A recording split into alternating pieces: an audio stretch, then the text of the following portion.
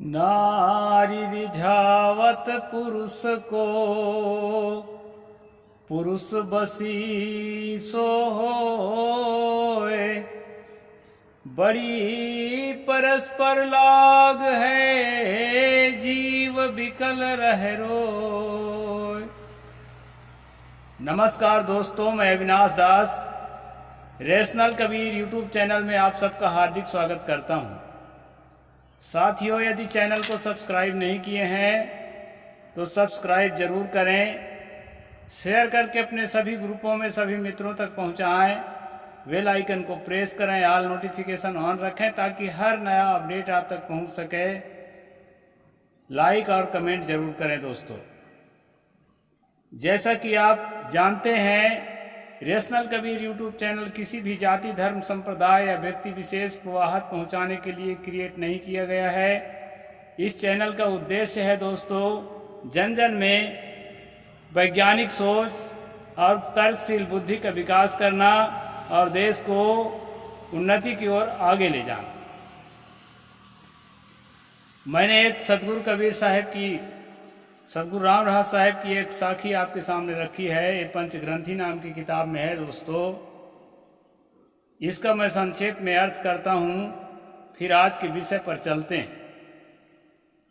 इसमें साहब ने कहा है, नारी रिझावत पुरुष को, पुरुष बसी सो होए। नारियां क्या करती हैं? अपने हाव से, अपने भाव से, अपने कटाक्ष से और अनेक प्रकार की अदाओं से और अनेक प्रकार के श्रृंगार से पुरुष को आकर्षित करती है। और होता क्या है दोस्तों, पुरुष बसी सो हो, वह स्वयं भी पुरुष के बस में हो जाती है। यानी कि पुरुष के रूप से, सौंदर्य से, यौवन से या उसके किसी कारनामे से प्रभावित होकर के वह स्वयं भी उसके बस में हो जाती है। सद्गुरु ने कहा है, बड़ी परस्पर लाग है। परस्पर का मतलब होता है एक दूसरे के प्रति लाग, लाग का मतलब होता है आकर्षण, आकर्षित होना, एक दूसरे के प्रति आकर्षित होना। ये परस्पर की लाग है। परस्पर का जो है संबंध है, मानसिक संबंध है। और इस मानसिक संबंध के कारण जो जीव है वो व्याकुल होकर के रोता है, परिणाम में रोता है। कब कब रोता है दोस्तों? पहले तो रोता है पाने के लिए, क्योंकि आसानी से एक दूसरे को उपलब्ध नहीं हो जाते हैं। किसी को क्या पसंद नहीं है, किसी को क्या पसंद नहीं है। अचानक पशु पक्षियों के जैसे मनुष्य जो है नहीं है, एक दूसरे से प्रसन्न हो जाते हैं। और समाज का डर रहता है, सामाजिक नियमों का डर रहता है। इसलिए जो है पहला रोना तो रोते हैं मिलने की तड़प में। दूसरा रोना रोते हैं जब किसी तरह मिलना जुलना शुरू किए तो उनके जो पेरेंट्स हैं, उनके जो पड़ोसी हैं या अन्य अपने बराबरी के लोग हैं, वो जब रास्ते में रोड़ा अटकाते हैं तो ये दूसरा रोना होता है दोस्तों। और तीसरा रोना कब होता है? तीसरा रोना होता है व्यवस्था के लिए। क्योंकि कहते हैं ना, दो आंख से चार आंख हो गए, दो आंख से चार आंख हो गए। अगर एक जगह मिल भी गए तो व्यवस्था के लिए रोना पड़ता है। रोटी कपड़ा और मकान तक सीमित नहीं है। आज की आवश्यकताएं बहुत ज्यादा है, आवश्यकता से ज्यादा तृष्णा है। तो ये रोना ये है। फिर अगला क्या रोना है दोस्तों? अगला सबसे बड़ा रोना है मन मिलाने के लिए। जब हम किसी को आकर्षित करना चाहते हैं, उस समय हम जो है तन से और मन से बन ठन कर पेश होते हैं, अच्छी अच्छी अदाएं प्रस्तुत करते हैं और अच्छा रूप, सौंदर्य, श्रृंगार प्रस्तुत करते हैं। लेकिन मिल जाने के बाद, एक हो जाने के बाद सच्चाई को कब तक छिपा के रखेंगे? हमारे अंदर जो वास्तविकता है वो उभर कर आने लगती है, तो सामने वाले को लगता है कि नहीं, मैं धोखा खा गई। अब पुरुष को भी लगता है कि नहीं, मैं धोखा खा गया, मैं जो चाहता था, जैसा सोचा था वैसा कुछ भी नहीं है। तो एक रोना ये होता है। फिर अगर किसी तरह एडजस्टमेंट करके इस रोना को भी झेल लिए तो आने वाले समय में बाल बच्चे आते हैं, पढ़ाना है, लिखाना है और बहुत सारा जो है व्यवस्था करना है। उसके फ्यूचर के लिए भी कुछ धन संपत्ति की व्यवस्था करना है, अपने जैसे उसको भी विवाहित करके किसी से जोड़ना है। तो फिर वो रोना आता है, तो जीव जो है व्याकुल होकर के रोता है। और ये सारे रोना के कारण, इस रुदन का एक ही कारण है, वो है आकर्षण। तो दोस्तों, आकर्षण स्वाभाविक होता है। सदगुरु ने बताया है कि ये नेचुरल प्रोसेस है।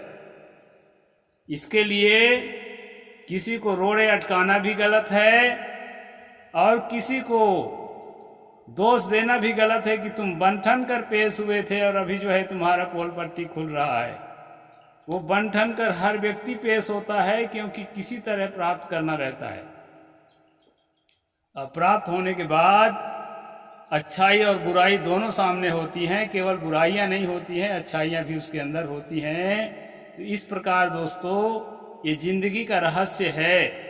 इस रहस्य को ठीक से नहीं समझने के कारण हमारे पूर्व के लेखकों ने, चाहे मनु ने तो यहाँ तक कहा है, मैं पिछले स्ट्रीम जो नहीं देखे हों तो जरूर देखें, मनुस्मृति का जो पिछला स्ट्रीम है वो आप लोग जरूर देखें। उसने कहा है कि स्त्रियां जो है ना रूप का परीक्षण करती हैं, ना अवस्था का परीक्षण करती हैं। उनको तो सिर्फ पुरुष चाहिए संभोग के लिए, कैसा भी पुरुष मिल जाए। इस तरह से मनु ने लिखा।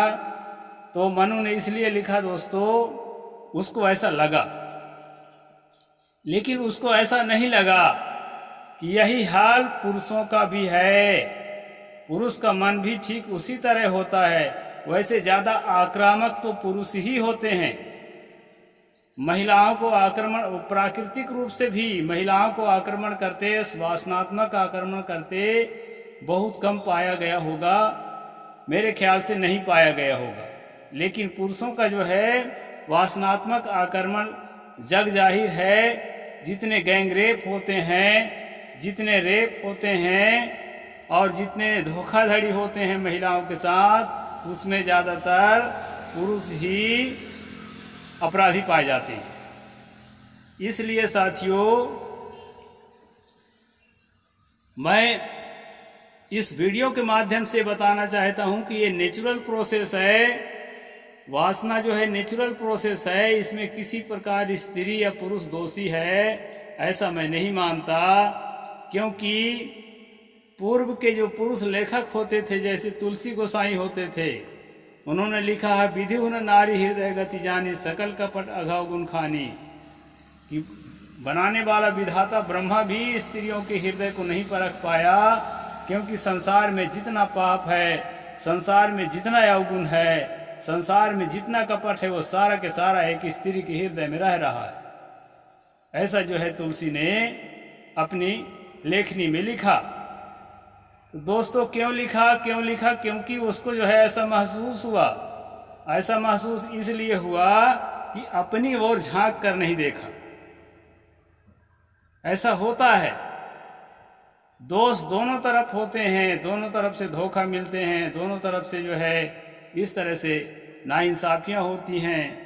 तो इन चीज़ों को देखते हुए साथियों, स्त्रियों को बहुत बुरा कहा गया है। मैं बिल्कुल नहीं मानता कि तुलसीदास बहुत बड़ा दोषी है। मैं बिल्कुल नहीं मानता कि मनु बहुत बड़ा दोषी है। इसलिए दोस्तों कि उसके पीछे जो है परंपरा थी। जैसा कि बृहदारण्यक उपनिषद का उदाहरण मैं कई बार दे चुका हूं। दुहितु पांडित्यम ग्रह तंत्र मेवे वेदे नाधिकारात, कि लड़कियों का जो पांडित्य है, उसकी जो विद्वता है, वह ग्रह तंत्र ही है। मतलब चौका झाड़ू लगाना, रोटी बेलना, बच्चा पालना, बच्चा पैदा करना और पुरुष की सेवा करना, यही जो है यानी कि महिलाओं की पांडित्य है। वेदे ना अधिकारात, कहते हैं वेदों में उनका कोई अधिकार नहीं है, पढ़ने लिखने में उनका कोई अधिकार नहीं है। ये उपनिषद काल से ही ये आवाज चालू हो चुकी थी। और वासना में सारा दोष स्त्रियों पर मढ़ना तभी से चालू हो गया था। जब उसको पढ़ने लिखने का हक नहीं है तो वो बेचारी अपने तरफ से क्या जवाब देगी। वो भी स्वीकार कर लेती थी, हाँ भाई होता ही होगा, तभी तो हमारे लिए ऐसा कहा जाता है। तो ये जो है दोस्तों, ये परंपरा से चली आई है ऐसा कहने का रिवाज। आपको मैं दिखाना चाहूंगा, वाल्मीकि भी अछूते नहीं है। वाल्मीकि भी अपने रामायण में लिखते हैं, स्त्रियः स्वपोषणाम वेश्याचरण तत्परा, पतिवाक्य अपनादित्या सदा नृत्य गृह तत्परा, दुशीलेषु कार्येषु पुरुषेषु सदा स्पृहाम। स्त्रियां जो है अपने ही शरीर पोषण में तत्पर और वेश्याओं के समान आचरण करने वाली होती है। केवल अपने ही स्वार्थ, अपना सेल्फिश होती है, अपने ही शरीर के पोषण का उनका ध्यान रहता है। अब वाल्मीकि जैसा बेवकूफ आदमी को ये नहीं पता था कि स्त्रियां पूरे बाल बच्चा का पोषण करती हैं, अब पुरुष के लिए भोजन बना के उसका भी पोषण करती है। यहाँ लिखा है अपने ही शरीर का पोषण करने वाली होती है। ये वाल्मीकि लिख रहा है, बालकांड के 8वां 9वां श्लोक में है। और कहते हैं अपने पति के आज्ञा का अनादर करके सदा दूसरों के घर आया जाया करती है। मतलब पति का अनादर करती हैं और दूसरे पुरुषों के चक्कर में लगी रहती हैं कि ये कहीं मिल जाए एक आध रात के लिए। दुराचारी पुरुषों से मिलने के लिए सदैव अभिलाषा करती है। इस प्रकार से जो है यहाँ लिख रहे हैं, उत्तम कुल की स्त्रियां भी पर पुरुष के निकट ओछी बातें करने वाली होती हैं, कठोर और असत्य बोलती हैं, शरीर को शुद्ध और सुसंस्कृत बनाए रखने में सद्गुणों से वंचित रहती है। तो इस प्रकार से जो है दोस्तों बहुत सारी हैं, यहाँ तो कई श्लोकों तक इस तरह वर्णन है स्त्रियों में क्या क्या खराबी होती है। स्त्रियां व्यर्थ की बकवास करने वाली, भिक्षा से निर्वाह करने वाली सन्यासी भी मित्र संबंध बंधे रहने वाले होंगे। मतलब सन्यासी को भी बांध लेती हैं अपने मोह जाल में, जैसे आसाराम इत्यादि को बांध लिया। इनके अनुसार भोजन के लिए चिंतित होने के कारण लोभ बस शिष्यों को संग्रह करेंगी। स्त्रियां दोनों हाथ से सिर खुजलाती हुई गृहपति की आज्ञा जानबूझकर उल्लंघन करेगी। इस प्रकार दोस्तों वाल्मीकि भी स्त्रियों के खिलाफ बहुत कुछ लिखा है। पूरी किताब में तो कितना सारा मिल जाएगा। तो मेरा खास बात यही है कहने का दोस्तों कि न तुलसी दोषी है, न वाल्मीकि दोषी है, न मनु दोषी है और न राम दोषी है। ये बेचारे लोग जो है ना, परंपरा में, एक रूढ़ परंपरा में जो बातें चली आ रही थी उसी को संवहन करते थे, उसी को आगे बढ़ाते थे। इनको इतना ज्ञान नहीं था कि हमको सोशल रिफॉर्मिंग करना चाहिए। समाज में जो अच्छी बातें नहीं है उसको मिटाने के लिए प्रयास करना चाहिए। क्योंकि दोस्तों ये कठिन काम है, इनके बस का नहीं था। आज मैं झेलता हूँ तो मैं जानता हूँ, खास अपने लोग जो अधिक दान कर सकते थे इस संस्था को, उनमें से बहुत लोग मुझे छोड़ दिए हैं, दान करना बंद कर दिए, नज़दीक आना छोड़ दिए। कुछ लोग तो दुश्मन होकर के और उल्टे जो है अटैक भी करा चुके। तो जो परंपरा में जो बुरी बातें चली आ रही है, जिसके कारण मानवता को चोट पहुंचती है, जिसके कारण मानवीय मूल्यों का अवहेलना होता है, उनके खिलाफ अगर उठ खड़े होंगे तो निश्चित है कि उन बुराइयों में लिपटे हुए आपके जो अपने साथी हैं वो दूर चले जाएंगे। और ऐसा हुआ है दोस्तों, मेरे सामने यह सब कुछ गुजर रहा है। तो धैर्य धारण करके और फाइट करना पड़ता है इस तरह के जो स्थितियां आती है उसको फेस करना पड़ेगा, तभी जाकर के जो है थोड़ा थोड़ा देश के सभी कोने से हम लोग परिश्रम करेंगे तो इसका अच्छा परिणाम आएगा। तो परिणाम आता है, मेहनत करने से परिणाम आता है और परिणाम आ भी रहा है। बहुत से नए युवक, बहुत से नवयुवतियाँ मेरी बातों को स्वीकार करना शुरू कर दिए हैं। दोस्तों, हमारा उद्देश्य है कि स्त्री बिल्कुल भी दोषी नहीं है, पुरुष भी दोषी नहीं है। उनके अंदर जो दोष हैं वो दोषी हैं। घृणा करो पाप से, पापी से नहीं। उन दोषों को धीरे धीरे निवारण करें, अपने अपने दोषों को समझ करके, और जो है प्रेम को, सहानुभूति को बढ़ावा दें, और साथ साथ जो है देश के नियम कानून, न्याय को बढ़ावा दें। संविधान को स्वीकार करें। संविधान में कुछ बातें ऐसी है जो हमारी मान्यताओं के खिलाफ लगती हैं, तो हम संविधान के खिलाफ खड़े हो सकते हैं हमारी नासमझी के कारण। तो ऐसे बहुत से लोग हैं जो संविधान को भी भला बुरा कहने में लगे रहते हैं। तो साथियों, हमारा उद्देश्य है कि सचमुच अगर उसमें ऐसी कोई बातें हैं तो उसके संशोधन किया जा सकता है, लेकिन जो है उसको सर्वथा बुरा कहने का हम अधिकारी नहीं है। उसके संरक्षण करने के हम लोगों का जिम्मेदारी है। इस प्रकार दोस्तों, नारी के संबंध में अभी प्रसंग चल रहा है। आप सब लोग जो है जरूर अपने संपर्क में जो महिलाएं हैं उनके पास तक मेरे वीडियोज पहुंचाएं, ताकि उनको भी महसूस हो कि उनके हित में सोशल रिफॉर्मर लोग भारत में बहुत चारों तरफ से काम कर रहे हैं, और हमें भी आत्मसंतुष्टि हो कि अपने काम से हमें सही परिणाम मिल रहे हैं। साहेब बंदगी, जय जोहार, जय भीम, जय भारत।